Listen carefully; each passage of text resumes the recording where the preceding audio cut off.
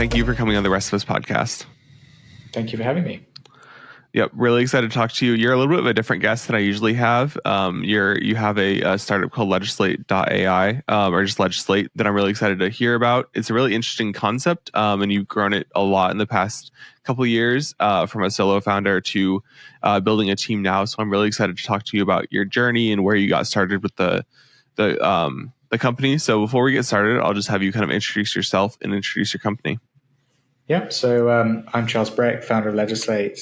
My background is I studied engineering, then I joined a startup and ended up doing biz dev, and just found myself creating contracts and just finding it really time consuming, and not just time consuming for me, but also time consuming for legal teams and anyone who needed to access the data in the contracts. So the whole idea behind Legislate is how can we make a contract machine readable so that business user, wherever you're in, people, operations, finance, can create that contract from start to finish without needing to get legal involved at every single step. And then secondly, you can then query the data, track the data, and answer questions about your contracts. So started the company 3 years ago. We're now a team of 17, and we're growing and still alive. Yeah, I mean, that's a great thing for all founders is keep growing the company and staying alive. Because in those first few months, first few years, it can be really hard to kind of see that vision, especially when you may have setbacks, which I'm going through right now. And just I feel like every founder has that kind of story of wanting to grow, but also like trying to stay motivated even when you're kind of set back. So glad to see that you're growing. You have built a pretty substantial team, which is really exciting, and I want to get into that maybe later in the podcast. But before I do, let's just kind of start with where you kind of your entrepreneurial drive started. I know you talked about you worked at a startup before this, so you may have been around entrepreneurs and the entrepreneurship mindset. But why decide to go and start your own company and leave kind of maybe a more comfortable position at a startup with a salary position? I just felt that the problem was preventing me from doing my job properly at the startup. We were losing momentum, losing deals, and it just seemed really unfair that as a business user needing to create a contract, I don't have more autonomy or more power or control over the process. So that's why I started Legislate. I always maybe aspired to be a founder, but didn't necessarily know how. And I feel that over the years, I just built up more confidence in terms of knowing, well, what does a founder or a CEO even do? What does it take? What should you not do? And I guess after 3 years and then experiencing the problem time after time, I just felt that enough was enough, and I needed to do something about it. Yeah, I think becoming a founder kind of comes when you're not ready for it. You talked about like, oh, I might be a founder one day, I might own my own company one day, but at some point, whether you're ready or not, you feel like I have to just make this jump and go into it. And that's how I was as well. And contracts is something that, especially like in the creative industry with like copyright issues and stuff, their contracts are so important for all types of businesses really. But I can kind of speak from the creative industry. Copyright or contracts are extremely important, and also extremely complicated to do in the beginning because you never really know what should be in a contract. And also like, if you write your own contract, is it even enforceable and legal? And it's a very like hard and expensive challenge to tackle, especially as a founder. So I want to get into kind of just all of that general ideas with contracts, but I want to go back to kind of your starting your company. You talked about just being a solo entrepreneur, starting a company as a solo person. What were the first few months like of like growing or starting your company? What were the challenges like, and why? Or just kind of talk about those first few months or first year as a solo entrepreneur. Well, I mean, the first challenge was actually finding a co-founder or finding someone to join me on the journey. And the reality is when you don't have much experience, sometimes you have to be a solo entrepreneur because it's really difficult to convince someone who can help you that they should help you. And I think it just meant that I had to, after failing to get a co-founder or after failing to get first hire, it just made me think, well, actually, maybe I should invest a bit more in myself in terms of learning how to code, to build that first version so that I could at least have something to show a prospective hire that this is something worth their time and commitment. And so after sort of securing some angel funding, that sort of also helped de-risk the joining Legislate, and then started working with some tech consultants, built a first version, got a couple of beta tester / customers, and then shortly afterwards we just sort of got more and more customers, more and more feedback, and then we're able to raise venture funding to build a proper team. Yeah, and I mean, you talked about like not really being able to get a co-founder in the beginning. I think as a solo entrepreneur and somebody with an idea for a company, you're going to be the most dedicated to that business idea no matter what. Like, even if you have people that are really excited about that idea, like you can't really expect them to be as excited about it as you are or work as hard as you will.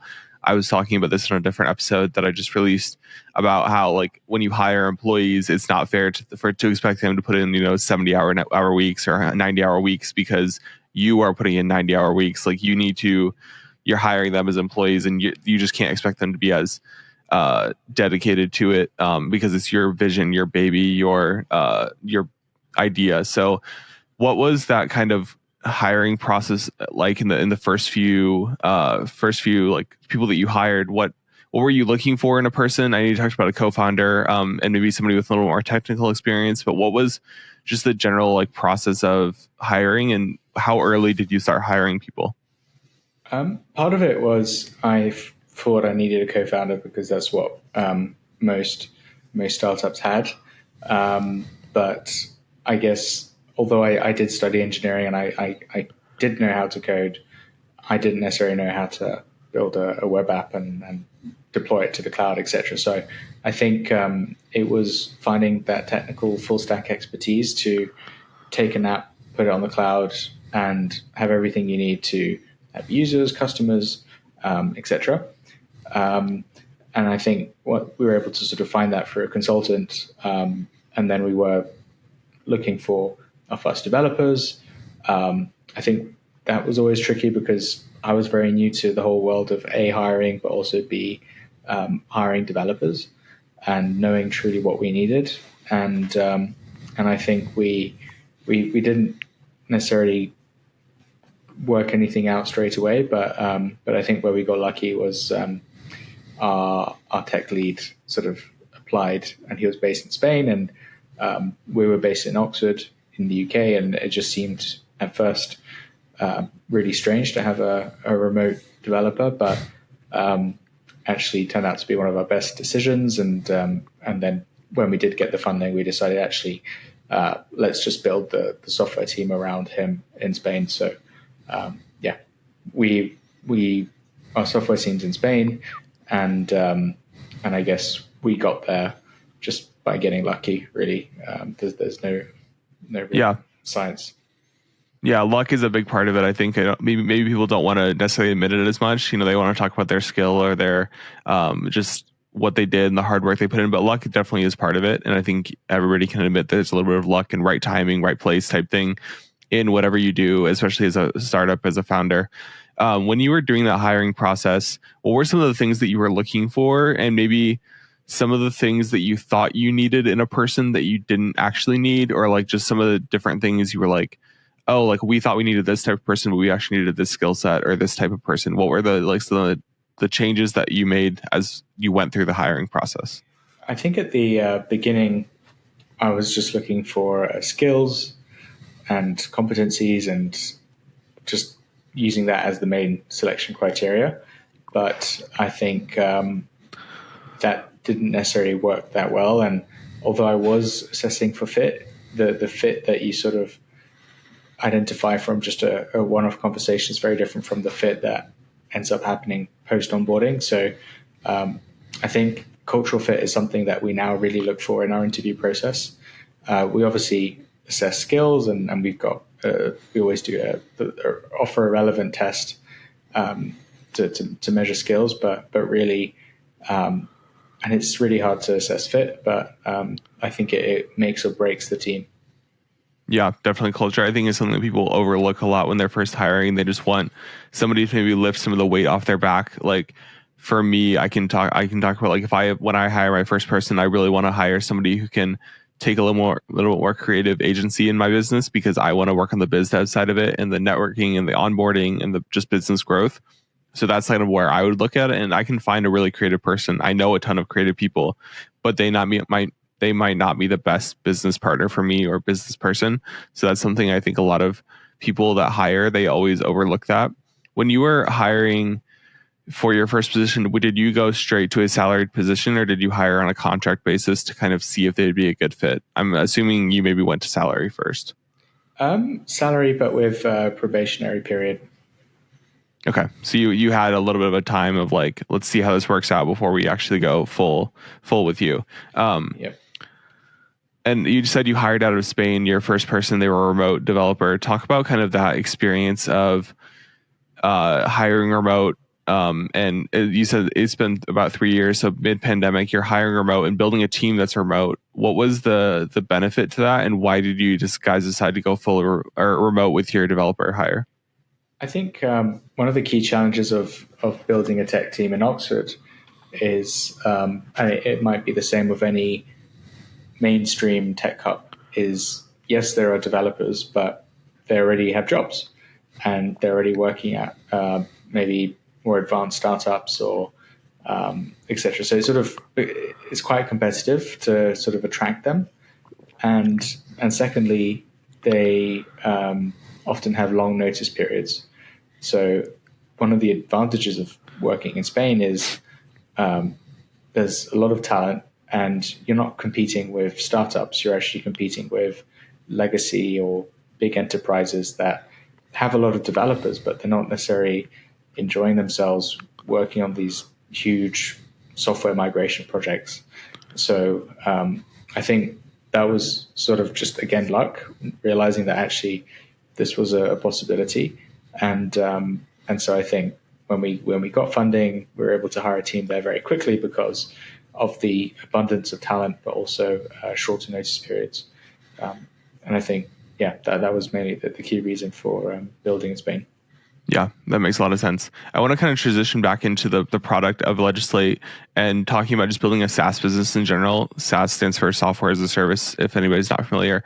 But just kind of talk about what some of the challenges you saw with building a SaaS, because I feel like a SaaS business is kind of the go-to for a lot of people. It's very popular right now, and for good reason. I mean, a lot of products are very good as SaaS products. But what were some of the challenges you saw early on with building a SaaS product, and how did you kind of overcome those? Yeah, I think UX UI is really important, and I think it's something that we did spend a lot of time on building the first version. But as you sort of grow and iterate, then you sometimes have to add things in a way which maybe doesn't make sense, but you need to get it done. So I think UI UX is definitely one of the biggest challenges. And then I think the other challenge is just how do you ensure that the quality of the app is there? Because yes, there'll be bugs, but it's also how do you sort of make sure that you prevent bugs? And yeah, we've got a great quality engineer to sort of to test that, but even that's not perfect, especially when you have hundreds of thousands of users. There'll always be edge cases that you haven't anticipated. So on the one hand, you need to have the mechanisms to minimize the likelihood of there being edge cases, but you also need to have the mechanisms to react quickly and fix in live if you need to.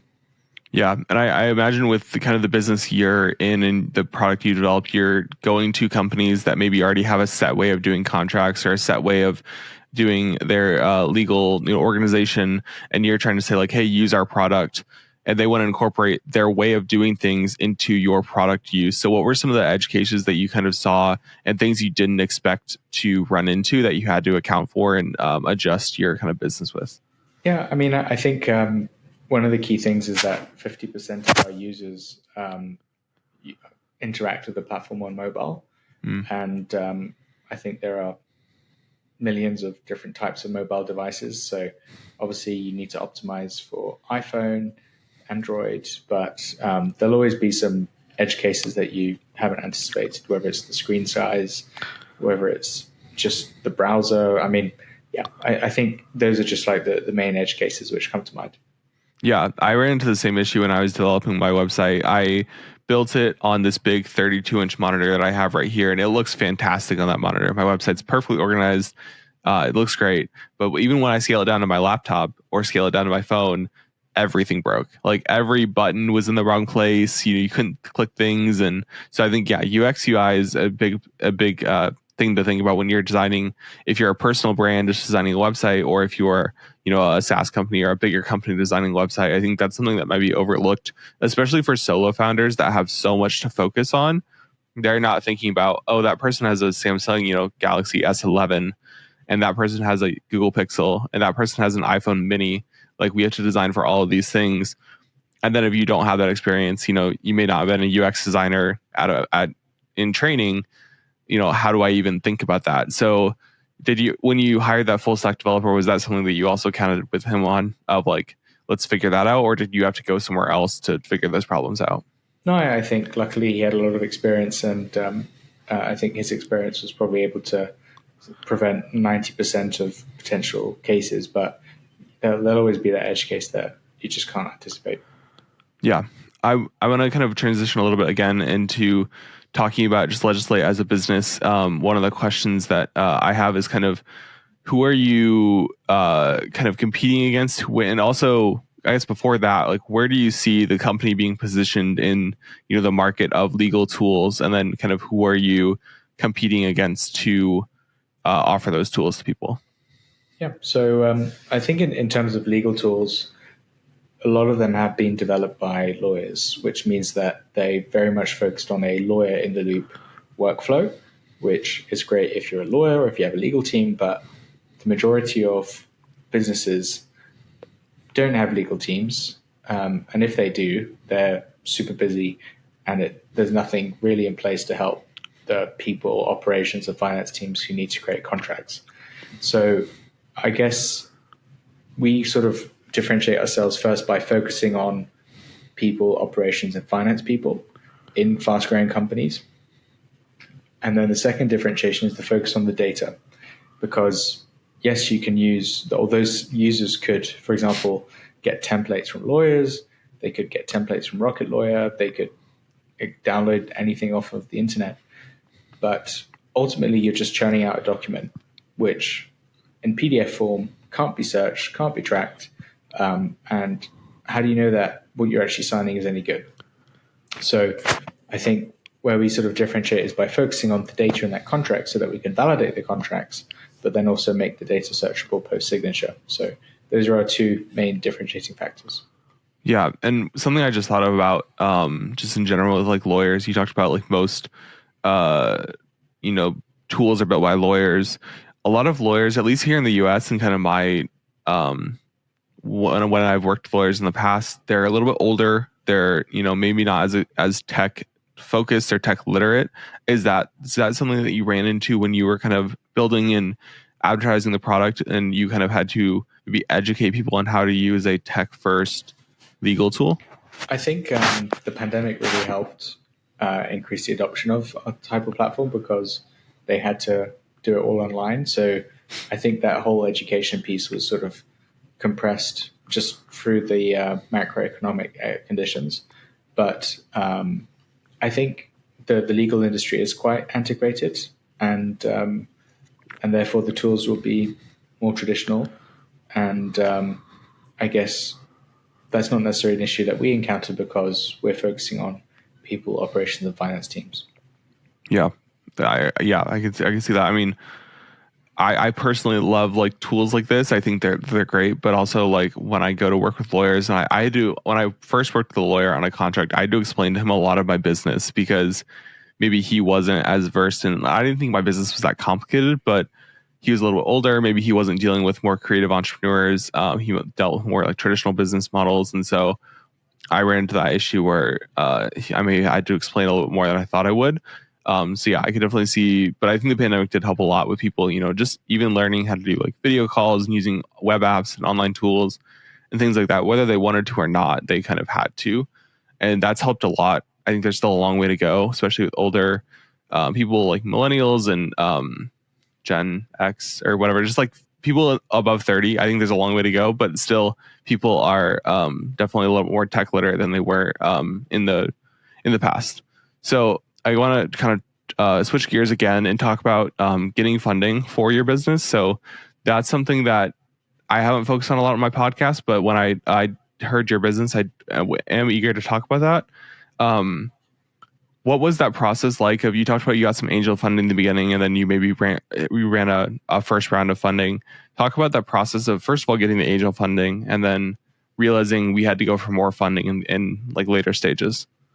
Yeah. So I think fundraising is not something that I consider myself an expert at, but it's definitely something when you're building a business that has no way of generating revenue from day one, is really the only viable option.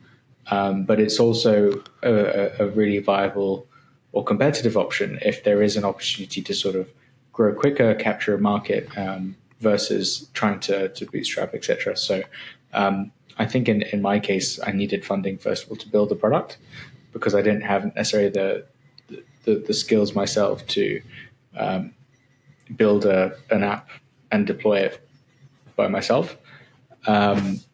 But I also think that it's a lot easier now with no-code tools to build mock-up MVPs that could do a pretty good job at doing 90% of what your end goal is, right? So I think, funding is first of all to build a product in our case, but had we started later or differently, maybe we could have got away with more of a MVP prototype. But because I needed funding to build a product, I only raised a little bit of angel funding as opposed to doing a big round. And I couldn't have necessarily done a big round then because I didn't have a product. And I feel that, maybe if I'd gone down the route of building a prototype with no-code tools, then maybe I could have raised a bigger round. But so I think the point is more that you've got to raise based on what you need to achieve to get to the next milestone. But it might be that you can raise more if you have a track record, if you've got credibility, if the timing is really like you've got to grow quickly now. And it might be that, but the more funding you raise, the more milestones they'll expect you to achieve. So I think, the first funding, angel funding, was to build a product. Next funding was to actually take it to market, or even scale the prototype into a product that could go to market. And now we've just done a $3.6 million round, and that's really to take the product to market. So obviously we've had customers from very early on, but I think your first customers aren't necessarily the customers that are going to turn your customer into a unicorn.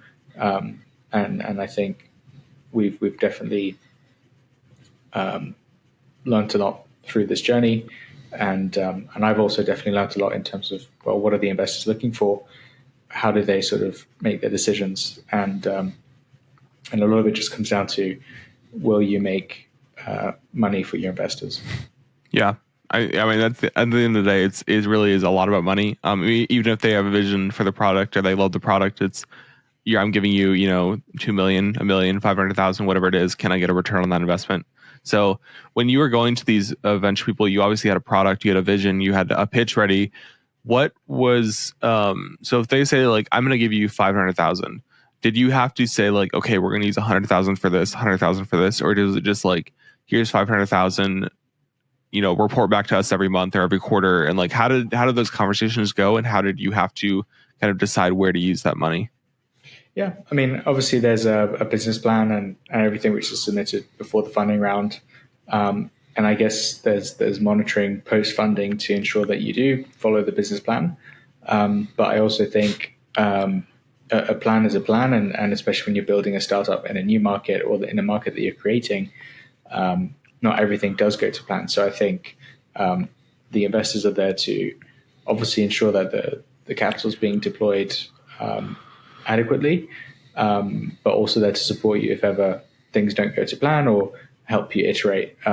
and it's not necessarily that things don't go to plan and that it's a bad thing. I think in our case, we had a specific target customer 2 years ago that is completely different from the target customer today, and we wouldn't have been able to target the personas or the customers that we're thinking of targeting today had we not gone through that journey. And had we tried 2 years ago, it wouldn't have worked. So I think ultimately it's just making sure that the business is growing in the right direction, and having a healthy communication with your investors ensures that they can help you get there, but also if ever you do need more funding, that they can also help you. Yeah, I think that target customer thing you talked about is really interesting, because I also kind of had a just change in how I want to do my business. In the beginning, I kind of had this mindset of like, I'm going to pitch all the time and I'm going to get customers and get clients and things like that. And now I'm taking more of a, like, I'm going to network and meet people and take a long-term vision of it. And, if I meet somebody in March, hopefully I work with them, or I work with them over the year and build that rapport. And then I work with them in October, or I work with them next March for a next event, or whatever I do.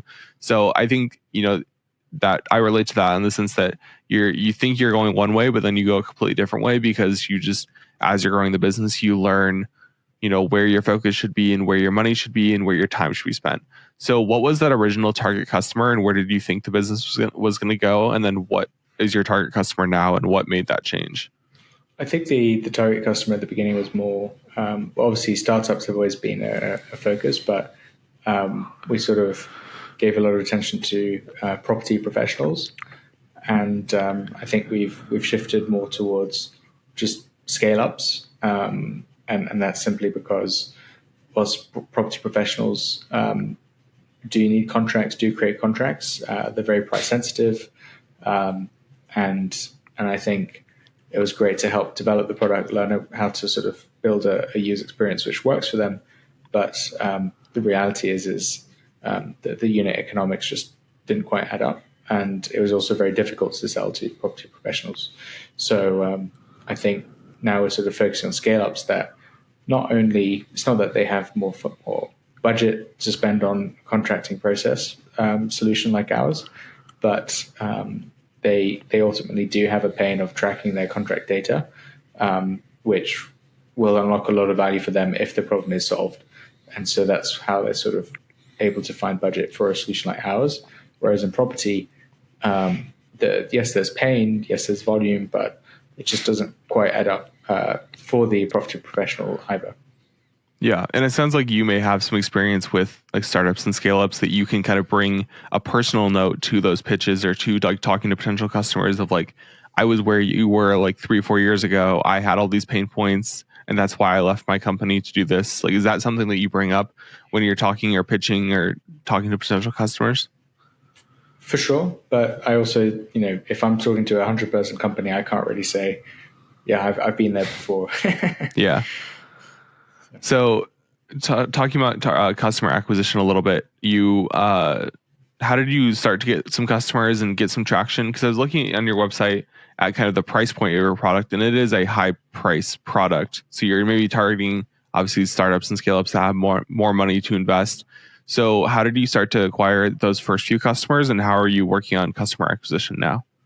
Yeah, so I think a lot of our clients have just come from inbound and SEO, and but I think though that a lot of the inbound and SEO that we got in the early days was very property professional focused, which meant that our pricing was much lower than it is today. Inbound is still a big channel for us.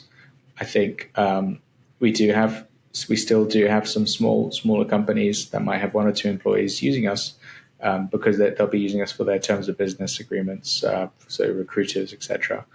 But I think the real focus is on scale ups, and so we've built an outbound sales team to sort of find those scale ups and start conversations.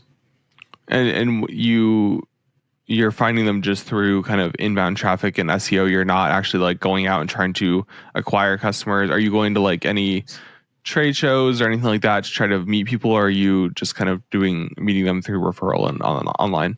Yeah, so the outbound sales team is prospecting on LinkedIn, and the usual channels. We haven't necessarily been to trade shows, but we do like to go to relevant events if it makes sense.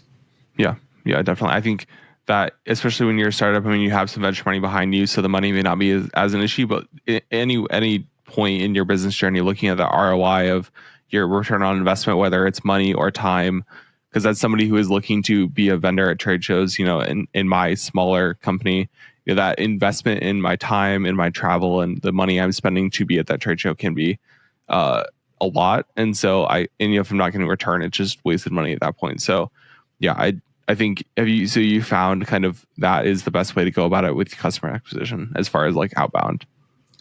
Yeah, I mean, I think for outbound, it depends on the industry, it depends on the product, it depends on the personas, and we definitely haven't cracked it. But I think as long as you just persist and iterate, you'll find something which works. Yeah. And you mentioned industry. That reminds me of a question I wanted to ask you earlier is, have you found like niches of industries that you are more active in, whether it's like pharmaceuticals or business or finance? Like, have you found certain niches that just naturally you've been more active in? I think software is one, and that's typically because software companies like software.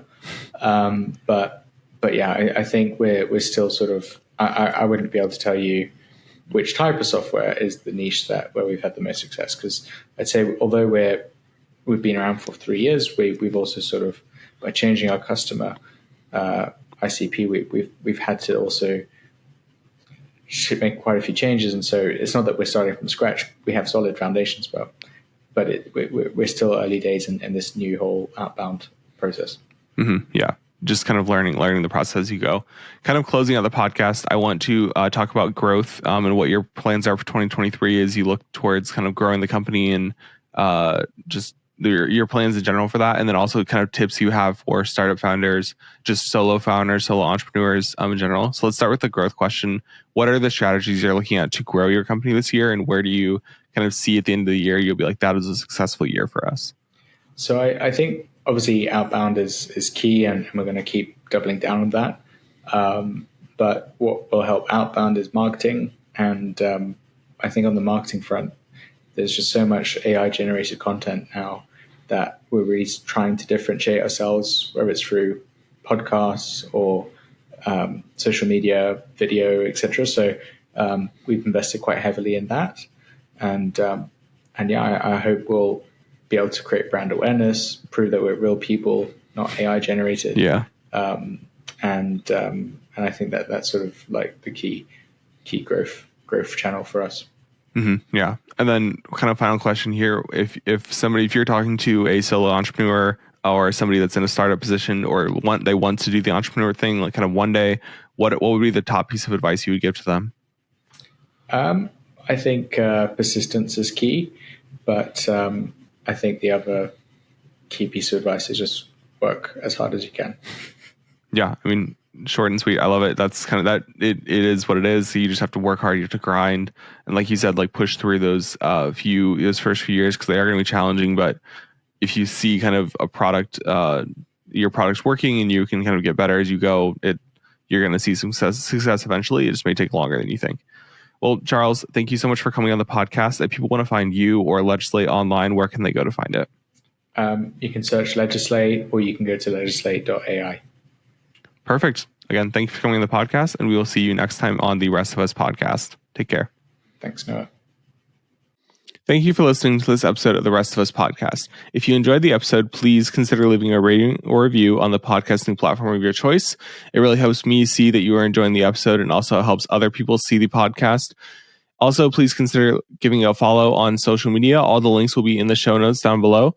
Also, in the show notes, there is a link to the Rest of Us newsletter. This is a platform where I'll send out different takeaways from the episode, resources that were mentioned in the episode, and also notifications about new episodes. So make sure you click the link to subscribe there. So episodes are released weekly, and I will see you then on the next episode of the Rest of Us podcast.